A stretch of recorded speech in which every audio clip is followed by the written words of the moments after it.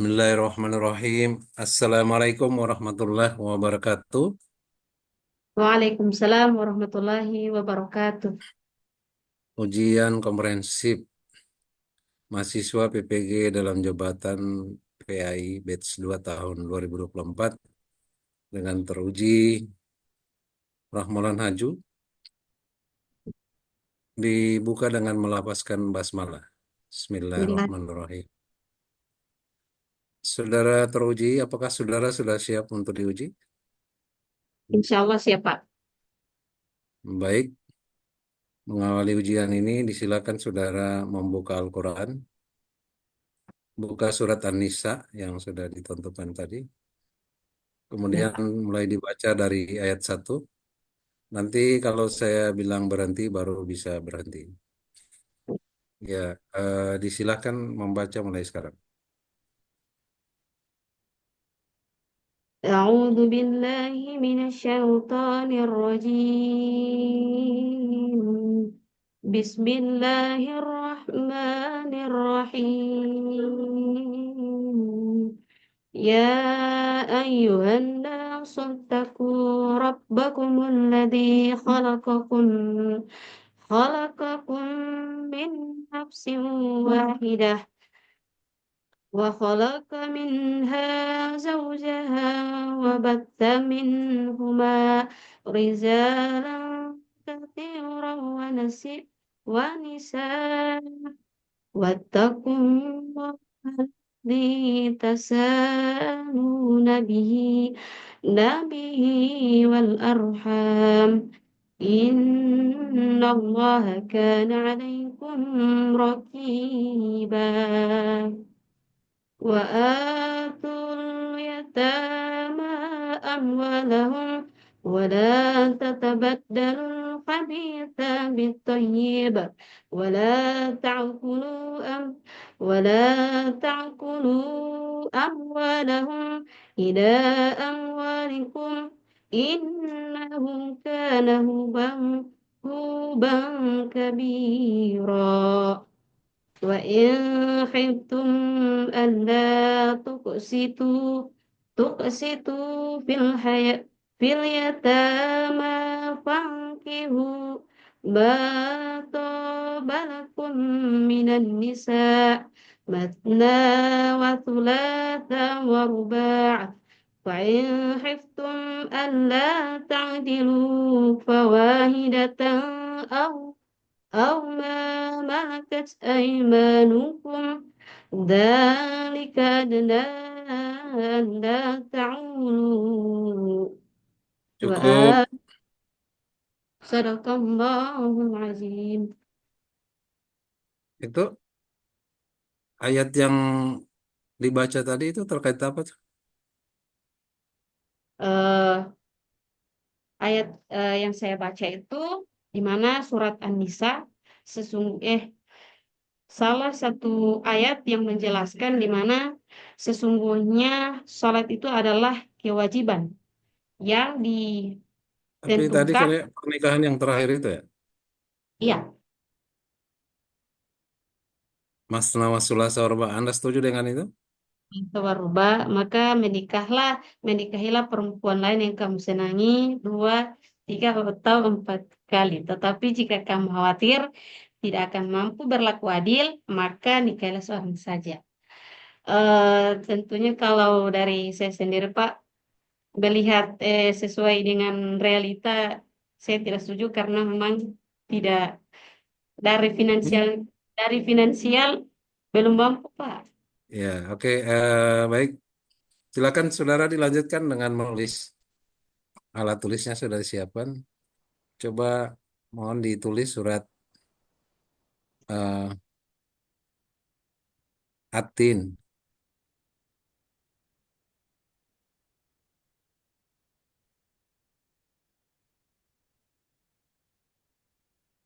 Ya,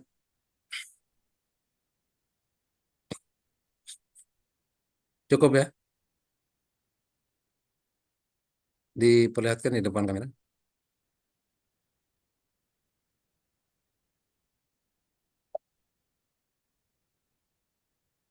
Jangan digoyang. Bismillah.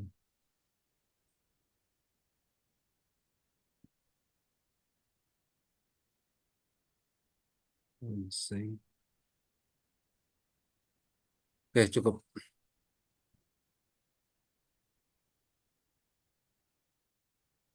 Selanjutnya saudara teruji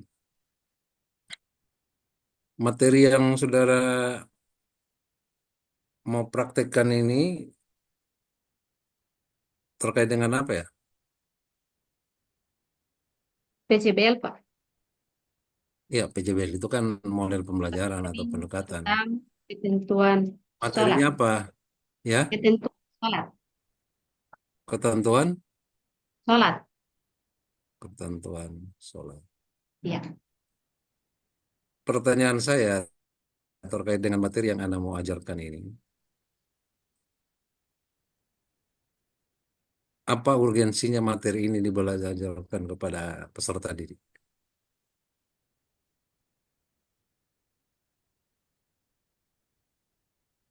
Kalau dari materi itu, dari materi itu sendiri, kenapa dibelajarkan untuk peserta didik?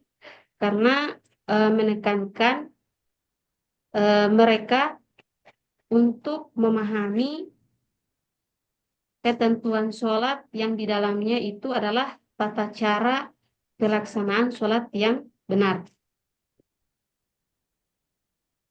Ya, untuk apa? Eh, untuk melihat sejauh mana kemampuan dasar siswa memahami materi dari ketentuan sholat tersebut. Materinya apa ini? Ketentuan sholat, Oke, buat apa ketentuan sholat dipelajari? Ada apa agar dengan sholat? iya, karena di dalam materi itu terdapat beberapa hal yang harus mereka pahami. Misalnya, Ya, untuk apa itu? agar mereka bisa mengetahui bagaimana cara untuk melaksanakan sholat dengan benar. Ya, itu. Kenapa? Supaya Agar mereka mengetahui. eh, bisa diimplementasikan dalam kehidupan Ya. sehari-hari. Kenapa harus diimplementasikan? Karena memang sholat itu kewajiban. Ya, itu kewajiban.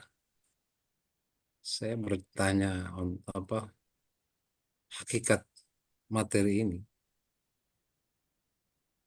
Karena kewajiban, tentu kewajiban ini ada tata caranya, ada Ya, syariatnya. iya. Kewajiban tidak bisa dilaksanakan dengan baik kalau tidak tahu. Tata Nah, ini cara dari semua menjadi motivasi. Motivasi. Nanti saya mau tunggu bagaimana Anda memberikan motivasi di awal. Itu kadang-kadang guru nggak paham tentang hakikat materi ini sih untuk apa, mengapa, ya, dipelajari, kayak gitu kan, untuk apa. Nah, bagaimana caranya? Ya inilah Anda mau tampilkan. Jadi jawabannya bukan bagaimananya, tapi mengapa ini dipelajari kan itu berarti hakikatnya karena sholat itu wajib. Sesuatu yang wajib ada tata caranya. Kalau tidak tahu tata caranya, maka yang wajib tadi tidak bisa dilaksanakan dengan baik. Maka disinilah kenapa pentingnya ini dibelajarkan. Ya, masuk akal ya, enggak? ya, Dan Anda setuju dengan itu? ya, Oke. Selanjutnya, disilakan saudara dengan hakikat tadi, silakan Anda mendemonstrasikan persiapan dengan penerapan PJBL materi ini. Ya, tentu dari langkah-langkah yang Anda sudah persiapan dari pendahuluan, inti, dan penutup. Saya ingin melihat sebagai satu kesatuan konsep dalam pembelajaran itu, maka abaikan langkah yang tidak ada kaitannya dengan materi. Bagaimana ini dibelajarkan agar satu rangkaian yang utuh tadi ini menuju kepada ketercapaian tujuan dan dengan cara bagaimana, dengan penerapan begitu, langkah-langkahnya bagaimana dan seterusnya. Silakan Anda mencuplik dan mempraktekannya. Abaikan sekali lagi, abaikan hal-hal yang tidak terkait dengan satu kesatuan yang utuh tadi. Salam itu tidak ada kaitan dengan pencapaian itu. Absen itu tidak ada kaitan, itu hanya etika bagaimana masuk. Bukan itu, bukan bagian dari wajib dari itu. Kan salam tadi tidak ada kaitan dengan materi. Absen tadi tidak ada kaitan dengan materi, itu hanya sekedar. Maka coba itu, agar Anda tidak salah masuk, ya abaikan hal-hal yang tidak ada kaitan. Karena saya ingin Anda melihat pembelajaran ini sebagai satu kesatuan yang utuh. Kalau Anda kacaukan dengan hal-hal yang tidak ada kaitan, ini nanti kacau di situ persoalannya. Langkah-langkahnya menjadi bias. Anda pikir itu ada kaitan, padahal yang justru ada yang ada kaitan itu menuju ke situ kebermanaan dan lain sebagainya. Oke, eh silakan mulai dari sekarang bikin cuplikannya dari pendahuluan sampai ke penutup. Oke, baik. Tentukan dulu materinya apa. Baik. Jadi materi pada hari ini mengenai ketentuan sholat. Assalamualaikum warahmatullahi wabarakatuh. Oke, pada hari ini kita dipertemukan kembali di pembelajaran mata pelajaran pendidikan agama Islam. Nah, pada hari ini Ibu akan memberikan materi tentang ketentuan sholat, yang tentunya pada materi ini kita harus mendahulunya dengan tujuan pembelajarannya seperti apa. Nah, tujuan pembelajaran kita pada hari ini yaitu yang pertama, Ibu harap kalian mampu memahami tata cara pelaksanaan sholat. Itu yang pertama. Yang kedua, Ibu harap kalian mampu menerapkan langkah-langkah sholat yang benar. Dan yang ketiga, kalian mampu menerapkan tata cara sholat dalam kehidupan sehari-hari. Oke, baik. Materi ini kalian akan memperoleh pelajaran ini dengan sangat bermakna. Kenapa saya bilang bermakna? Karena ini sangat penting dalam dalam kehidupan sehari-hari, atau bagaimana kalian mengimplementasikannya di dalam kehidupan sehari-hari kalian atau dalam kehidupan nyata kalian. Bagaimana kalian memahami ketentuan sholat itu sehingga dengan Ibu memberikan pertanyaan, apakah sholat itu penting? Bagaimana kalian mengimplementasikannya dalam kehidupan sehari-hari? Oke, baik. Jadi, dengan tujuan pembelajaran kita pada hari ini, Ibu akan memberikan kalian pembelajaran bersama atau diskusi kelompok, di mana diskusi kelompok itu ada salah satu permasalahan atau tugas yang Ibu berikan kepada masing-masing kelompok. di mana materi yang akan kalian bahas, kalian akan diskusikan itu tentang tata cara pelaksanaan sholat, khususnya di dalam pelaksanaan sholat itu ada rukun-rukun sholat. Ibu akan memberikan tugas kepada kalian untuk melakukan diskusi dibagi menjadi 3 kelompok, di mana kelompok tersebut mampu memberikan sebuah produk atau proyek yang kalian akan kerjakan, mengenai ketentuan sholat ini. Misalnya, di sholat itu ada tata cara pelaksanaannya. Misalnya tadi materi yang akan Ibu berikan adalah rukun-rukun sholat. Misalnya dari takbiratul ihram. Takbiratul ihram, eh, bagaimana kalian membuat salah satu proyek atau salah satu produk, misalnya materi yang Ibu berikan dari eh, materi ajar itu ada infografisnya. Misalnya ini ya, di materi. Nah, dari materi yang Ibu berikan, kalian bisa memahami tugas yang akan Ibu berikan. Dengan kalian memperhatikan bagaimana cara mengerjakannya. Ibu akan memberikan lembar LKPD. LKPD yang akan kalian kerjakan, nanti diperhatikan bagaimana langkah-langkah atau cara kalian membuat produk atau proyek tersebut. Oke, jadi di proyek tersebut masing-masing kelompok memberikan suatu desain di mana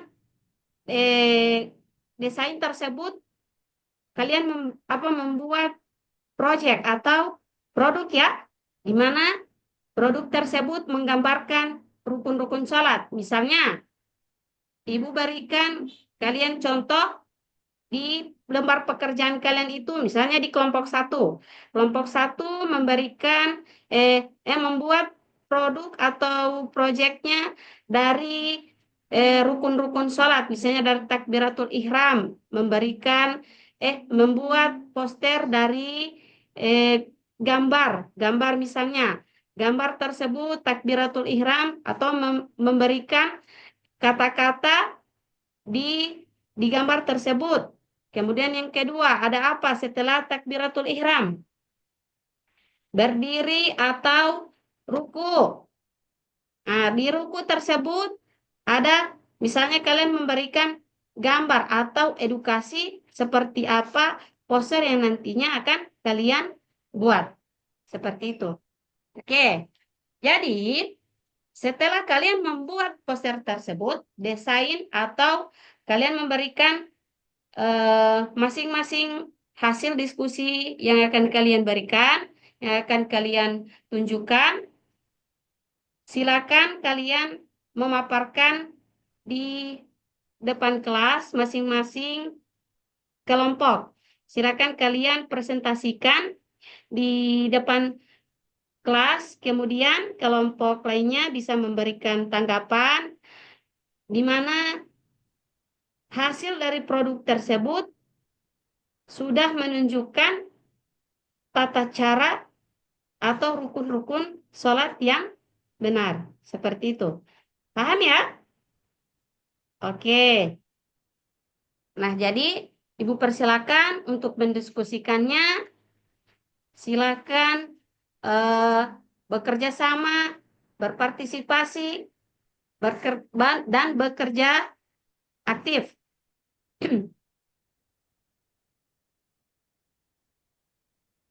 Setelah kalian mempelajari materi ini,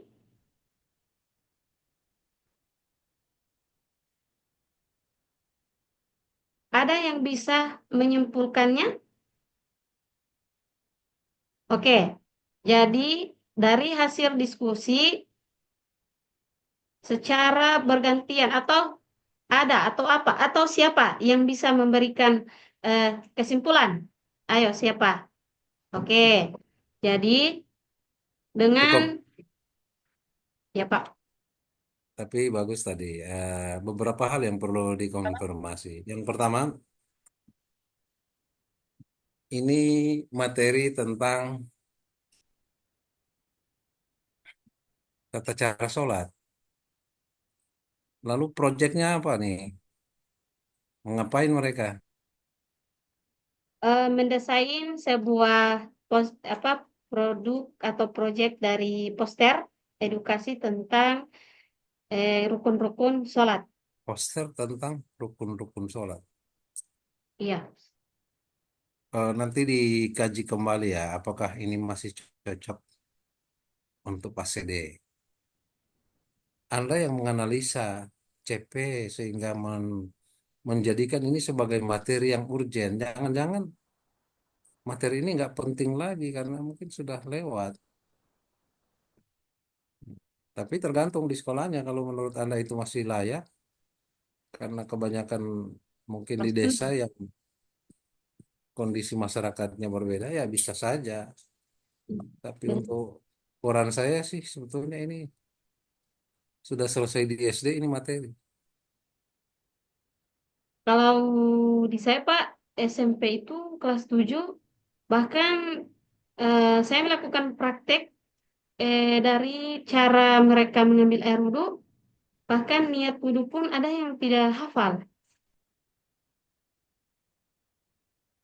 Ya mungkin layak di situ ya. Tapi kalau mau normal, sungguhnya ini Iya. pekerjaan guru-guru di SD yang tidak tuntas. Akibatnya Anda di fase D yang beban kurikulumnya mestinya sudah lebih di atas itu levelnya, malah mudung lagi ke bawah sebetulnya. Dasar-dasar sholat ini termasuk tata caranya ini kan dasar dia. Mestinya dari kelas 1 sampai 6 ini mestinya ini sudah. Dulu saya di SD itu praktek sholat. Oke, tidak jadi soal masalah itu.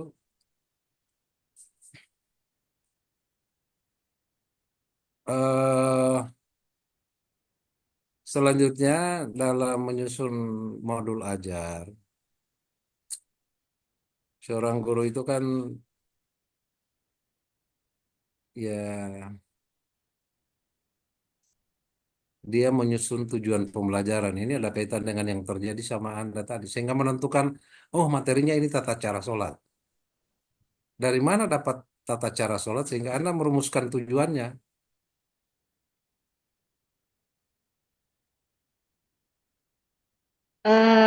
Dari perumusan tujuan pembelajaran itu Ya, saya untuk merumuskan tujuan pembelajaran itu dari mana? dari capaian pembelajaran Pak, Beskap Capaian ya, ya Beskap yang diapain sudah diapain itu jadi capek? ya CP itu kan eh, Diapain? Kamu mau bikin apa itu CP? Ada kaitan dengan pekerjaanmu menyusun TP?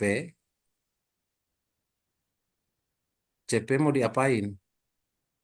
jadi dari CP itu kita apa ulas ke apa ke tujuan pembelajaran Ya, sehingga pekerjaanmu mau apa itu dengan CP? Pekerjaan seorang guru itu kan menyusun TP, tapi iya ada kaitan dengan CP yang sudah ada. Nah, sekarang yang sudah ada ini mau diapain oleh guru sehingga dia menyusun TP? Cuma dilihat C- begitu saja. tidak Pak, Mau diapa dari itu?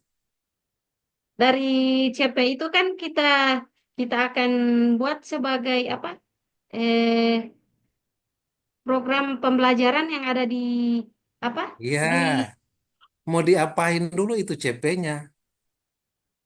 Mengerjakan CP itu kan CP-nya sudah ada, lalu mau diapain itu CP?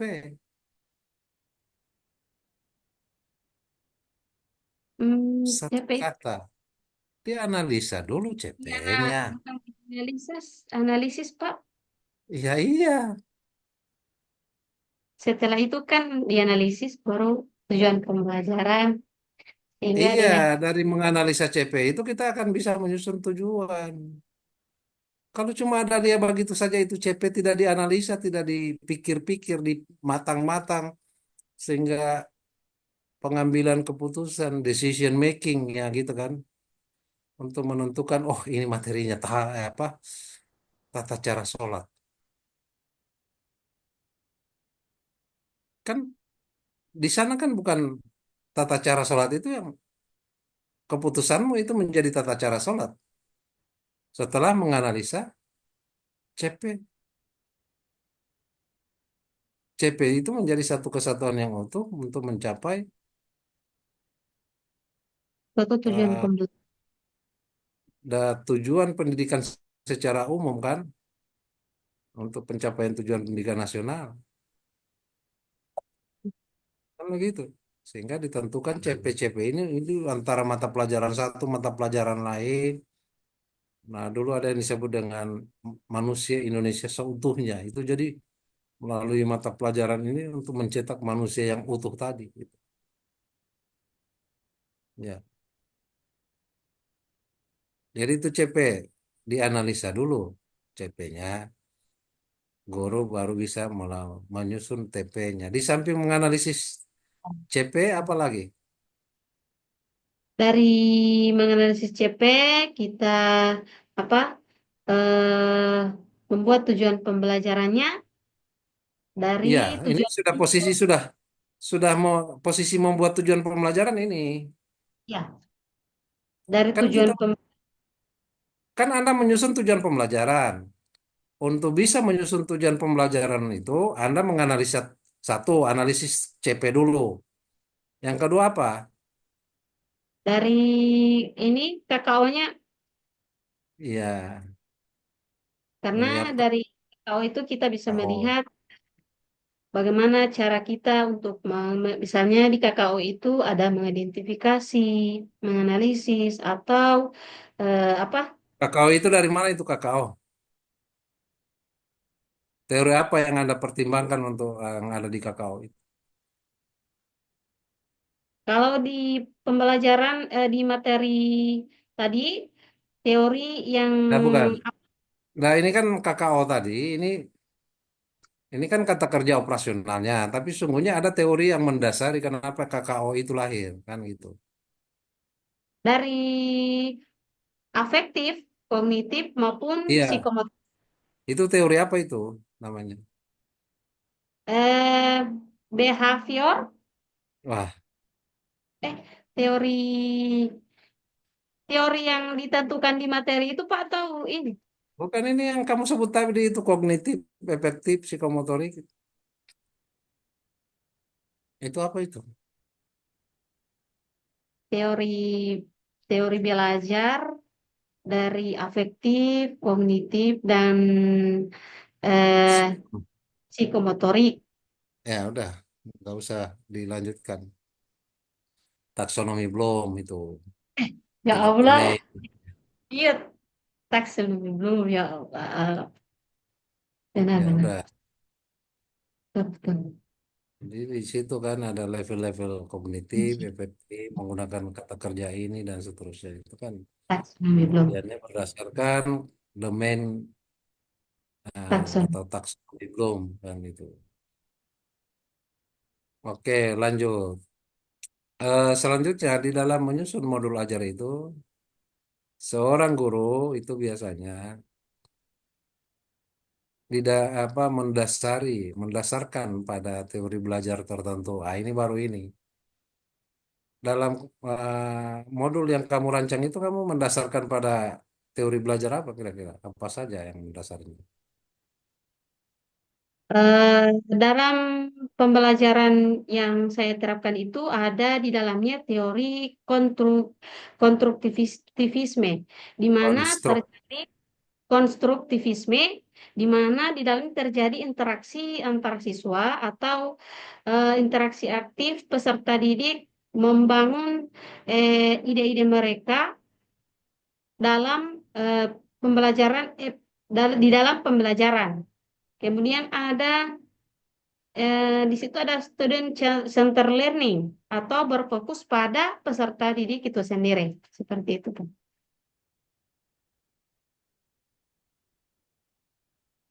Teori belajar itu student center. Ada teori belajar student center. Dan pendukungnya itu, Pak. Maksudnya di Ya, dalam ini macam-macam teori belajar itu kan ya. mestinya Jadi dipahami.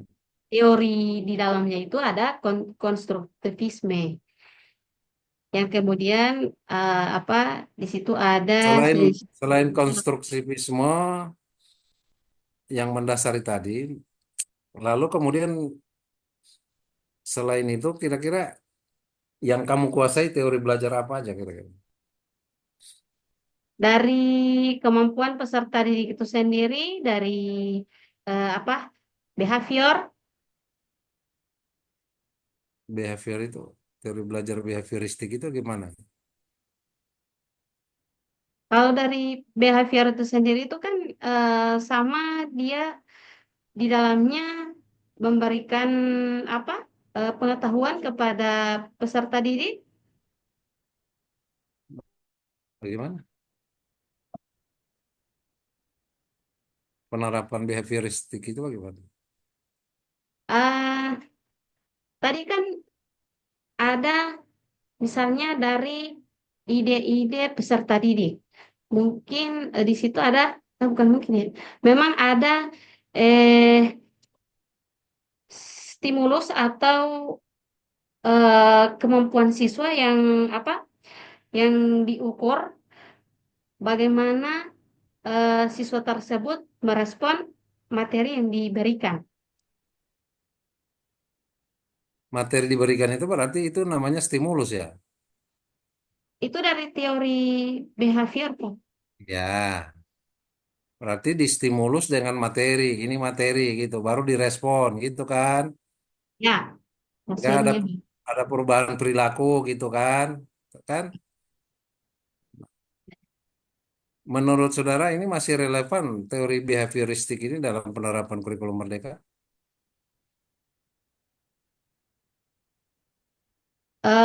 Kalau di kurikulum Merdeka itu sendiri sudah tidak, Pak. Karena memang kalau di kurikulum Merdeka itu kan sudah berfokus pada peserta didik di mana dengan mereka mampu memberikan eh, apa Iya, kreativitas ya. mereka dengan mereka memberikan apa? Artinya behavioristik itu tidak berpusat pada peserta didik ya? Kalau Kalau dari ini behavior memang itu berpusat pada peserta didik, tetapi penekanannya kalau di kurikulum Merdeka itu sendiri itu kan eh, sudah memang benar-benar berfokus Nggak, pada peserta didik. iya. Apakah behavioristik Anda katakan tidak cocok itu berarti dia tidak tidak berorientasi pada peserta didik, begitu? Ya, Ya pemahaman Pak, kamu begitu. iya Tentu Pak. ada alasan dengan pemahaman itu, kan dengan stimulus respon, artinya wajib ada stimulus baru respon muncul. Tidak ada respon muncul tanpa stimulus. Maka betapa sangat berharganya ini stimulus sehingga stimulus itu menjadi harga mati kan gitu, menjadi sesuatu yang wajib. Wajib. Memang sudah betul. Kalau posisi guru memberikan stimulus dia sebagai mediator aja bisa saja dia relevan dengan kurikulum Merdeka. Tapi kalau posisi guru dalam memberikan stimulus itu sebagai sumber belajar, tentu ini menjadi lain soal kan gitu. Hmm, Akibat diketahui bahwa siswa itulah manusia yang kosong, ya tabula rasa gitu kan, benar. maka Sehingga kita guru isi. sebagai sumber belajar, satu-satunya sumber belajar yang mengisi pengetahuan yang kosong tadi. Nah, ini praktek ini yang tidak relevan lagi. Ya, stimulus respon tadi yang dalam arti seperti itu tidak relevan lagi dengan kurikulum merdeka, prinsip-prinsip kurikulum merdeka. Dia menjadi relevan kalau stimulus itu diberikan dalam arti seperti Anda merancang medianya, ya itu sebagai stimulus.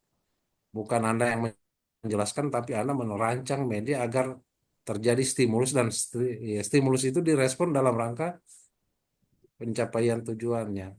Kontennya dapat dan hasilnya bisa lebih efektif.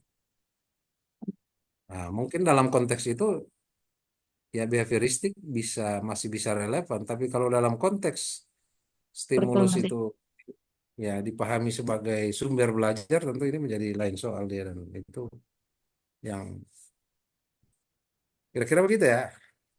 Iya, ya Pak. Iya, oke. Selanjutnya saya ingin tahu tentang kesiapan Anda dalam pengetahuan.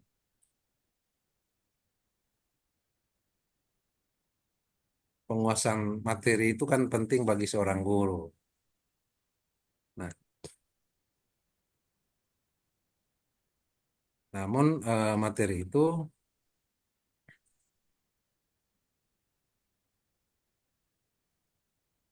dapat dianalisis menjadi eh, pengetahuan yang dapat dikembangkan, ya. Ya. Bagaimana Anda mengembangkan pengetahuan itu dengan konsep? Pernah dengar itu advance material, Iya. eh, ada yang disebut dengan multi multidisipliner, ya kemarin mungkin dibahas itu. Pendekatan, ya. Nah, Multidisipliner dan ada advance material terkait dengan materi, ya, materi pembelajaran. Bagaimana Anda menerapkan itu dalam kaitan dengan konsep yang benar itu bagaimana? iya. Jadi Konsep kalau materi yang benar, ya.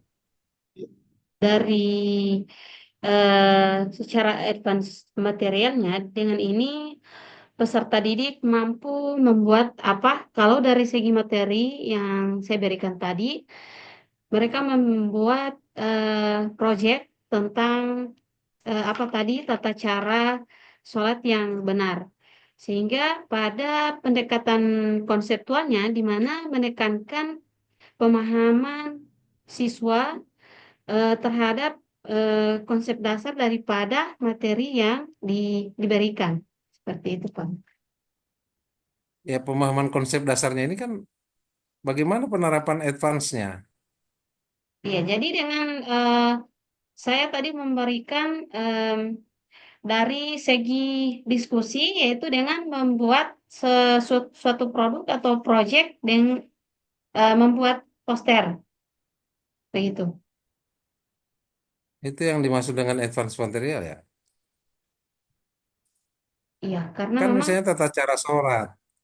iya, Sholat itu saja ini kan bisa dilihat dari berbagai sudut pandang para fuqaha misalnya. Jangan cuma satu mazhab misalnya. Itu yang dimaksud dengan advance material. Pengembangan konsep dasarnya itu jangan cuma didasarkan pada satu konsep, pada mazhab tertentu aja, kan begitu. iya, Buka aja semua mazhab. Mestinya ini lebih luas, ini yang dimaksud dengan advance, dengan multidimensional. Kalau memang dari iya benar. kemarin saya sudah beri contoh ya soal multidimensional, seorang guru agama ketika membelajarkan mandi wajib misalnya, junub, janabah, ya kan, dia harus punya pengetahuan biologi tentang itu. Saya kira itu yang dimaksud dengan multidimensional itu. Multi Sebagai seorang guru harus punya pengetahuan, bukan ahlinya di sana, tapi bisa melihat dari berbagai Sudut pandang. disiplin ilmu untuk Hmm. membuatkan materi PAI. Itu ya, itu advance material dengan multidimensional itu. Jadi kalau pengertian sholat, jangan cuma pengertian sholat dari satu mazhab. Ya, Pengertian sholat dari beberapa ahli atau beberapa. Sehingga tata caranya ya mungkin menurut imam ini begini, menurut imam itu begini, menurut ya buka aja itu kan. Dan itu yang dimaksud dengan advance material tadi. Anak-anak dibiasakan dengan banyak pemikiran gitu. konsepnya. Bukan disajikan satu konsep yang seolah-olah itu sudah tawar mati. Ini kurikulum merdeka. Ya, Merdeka itu adalah pilihan. Pilihan yang kita berikan itu harus banyak. Menurut mereka ini yang rasional ya itu pilihannya. Tapi mereka dalam keadaan mereka dan kita berikan pilihan-pilihan itu. Anda setuju dengan itu? ya, benar Pak. Iya, oke. Mudah-mudahan kesetujuan Anda ini ya bisa dilihat pada real praktek ya. Ini contohnya baru kemarin ini kita bahas ini lupa lagi kan ini. Ketika ditanya advance material bingung apa ya itu ya. Ya. Oke, selanjutnya ini sudah menit keberapa di situ ya? Saya punya Tadi spot tidak tadi sempat sempat berhenti. 35 lagi sekitar 8 menit Pak. Tadi tidak sempat terekam Sama saya sedikit. ini 41 tapi tadi sempat terhenti karena handphone saya dapat tidak sangka mungkin berapa menit saya dapat sentuh tadi. Ternyata saya lihat diam dia punya stopwatch. Wah, Oke, selanjutnya kayaknya masih ini belum sampai 50 menit. Selanjutnya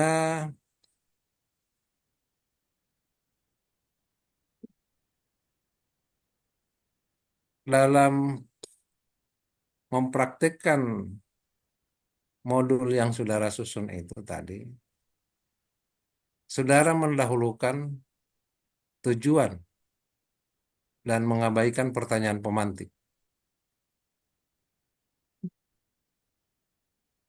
Apa harus begitu atau bagaimana? Apakah itu penting ada pertanyaan pemantik? penting Pak. Tadi saya sudah apa? Saya sudah terapkan ada pertanyaan pemantik di situ dengan saya menanyakan, Pertanyaan pemantik itu pemantik loh. Jadi di awal lah. oh di Sebelum tujuan itu semestinya pemantik dulu. tukar Pak. Tadi tujuan pembelajaran baru. Ya Pak. Makanya jadi bingung saya. Pertanyaan interaktif dalam pembelajaran atau pertanyaan pemantik ini? Nah, pertanyaan saya, coba apa makna pertanyaan pemantik menurut saudara? Ya. Jadi kalau dari pertanyaan pemantik itu sendiri, pemaknaannya di mana mengukur kemampuan awal siswa. Jadi dengan pertanyaan pemantik kita bisa mengetahui sejauh mana kemampuan awal siswa. Misalnya dengan melakukan asesmen awal. Pada asesmen awal nantinya kita akan menemukan eh, apa gaya belajar dari peserta didik itu sendiri. Misalnya, Bentar dulu, bentar dulu, bentar. ya, Apakah Anda menyamakan asesmen awal itu sama dengan pemantik atau gimana? Fokus pertanyaan saya pada apa baik. makna asesmen, apa bukan asesmen awal, tapi pada pemantik. Apakah pemantik itu juga itu adalah dalam rangka mengetahui batas awal kemampuan peserta didik, berarti dia sebagai asesmen ya kalau begitu. Asesmen awal juga ya, Iya, ya pertanyaan Pak. pemantik itu. Di Iya, samping asesmen awal, untuk apa itu pemantik? karena dari apa? Dari pertanyaan pemantik itu kan kita bisa mengetahui kemampuan dari peserta Ya didik itu itu sendiri. satu, itu yang Ya, saya sebut tadi. Berarti satu, ah, pertanyaan pemantik itu dalam rangka asesmen awal, ya kan? ya, mengetahui awal kemampuan kompetensi awal peserta didik gitulah. Ya. Atau sering dulu disebut dengan istilah entering behaviornya gitu. Batas awal kemampuannya gitu kan. Apakah dasar, menengah atau tinggi kan gitu. Ya. Nah, sekarang Memahami di dan samping memahami. itu apa lagi yang Anda tahu tentang pertanyaan pemantik? eh dengan pertanyaan pemantik, kita bisa memberikan peserta didik eh, apa, apa mengetes kemampuan Ya itu peserta yang didik tadi sudah asesmen awal untuk mengetes kemampuannya dan posisinya kita sudah tahu dari itu sudah satu. Selain itu apa lagi?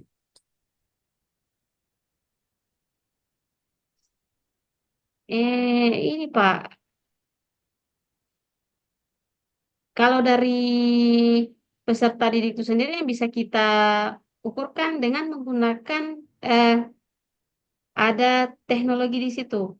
Misalnya, Bukan, saya fokus pertanyaannya pada makna pertanyaan pemantik menurut saudara.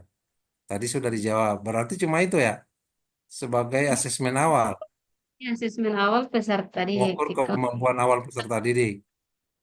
Iya Ya, Pak, meskipun asesmen awal itu tidak selamanya lewat pertanyaan pemantik ya, bisa dengan yang tadi. ya, saya dengan Ah, cuma itu saja mana pertanyaan pemantik menurut saudara. Tidak ada lagi makna yang lain. eh apa membangun apa membangun suatu apa itu ya, cara berpikir peserta didik itu sendiri dari bagaimana mereka mampu berpikir kritis dengan Hmm. memberikan Bagaimana ide-ide sudah mereka. membangun berpikir kritis, baru pemantik?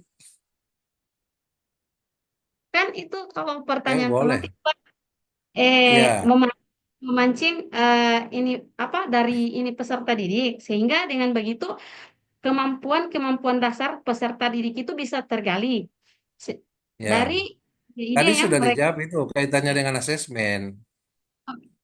Ya Pak. Yang lain apa?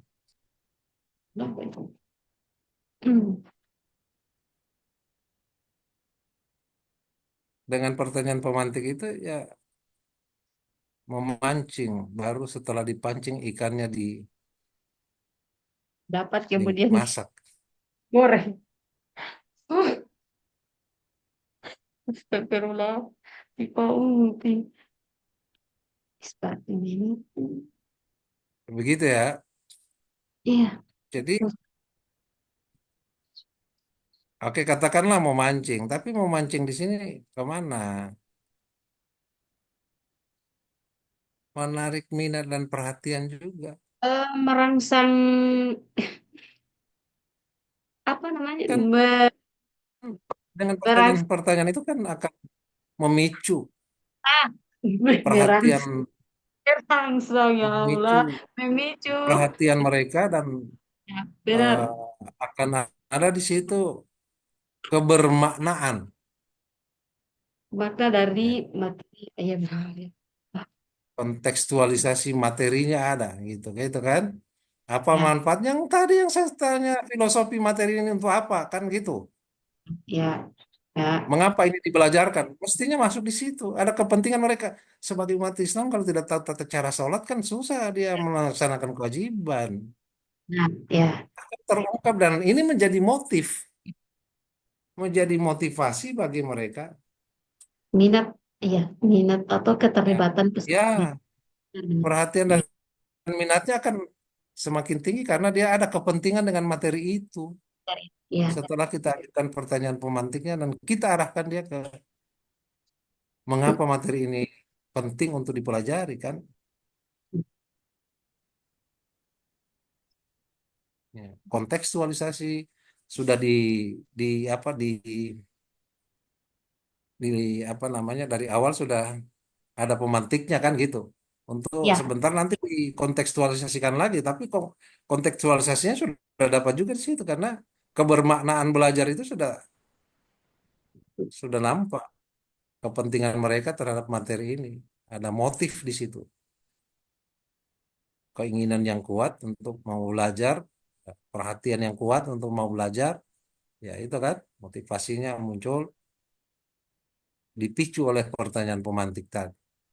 nah, Pemantik ini kan dalam rangka memicu apa itu?